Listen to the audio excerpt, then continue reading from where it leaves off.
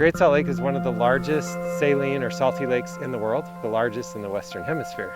Water comes in, the only outlet is by evaporation. Salts stay behind. So it's created this really interesting environment, actually an excellent habitat for birds, where they eat brine shrimp, brine flies. It's just like this buffet for them.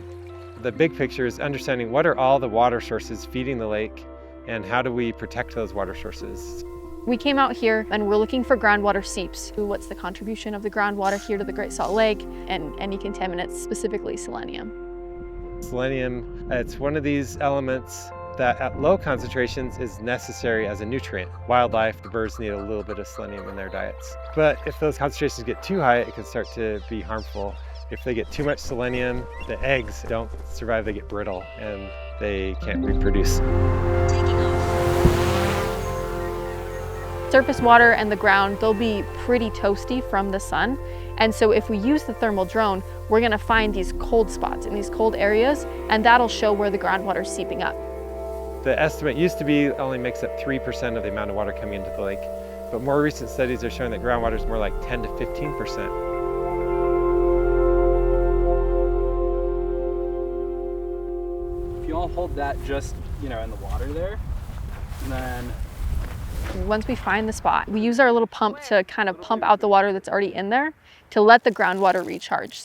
We use a syringe with a little filter on the end of it. We're getting a bottle for cations and a bottle for anions.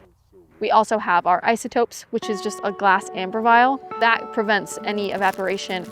And then the last one is raw unfiltered. And once we've got all of our samples, we have a probe. And so we just stick that in the water and it'll give us readings, whether it be temperature or conductivity, which is like salinity, and just general parameters like that. I love to be able to study things that are just in our backyard. It's this amazing kind of otherworldly landscape, and we need to understand everything we can about the ecosystem in order to protect it. That means understanding groundwater seeps and contamination in the small corner of the lake. Well, hopefully we're helping build on that body of knowledge to understand the greater lake and the greater lake ecosystem. This is the place that we live in. This is such a beautiful area and such an amazing creation that we have.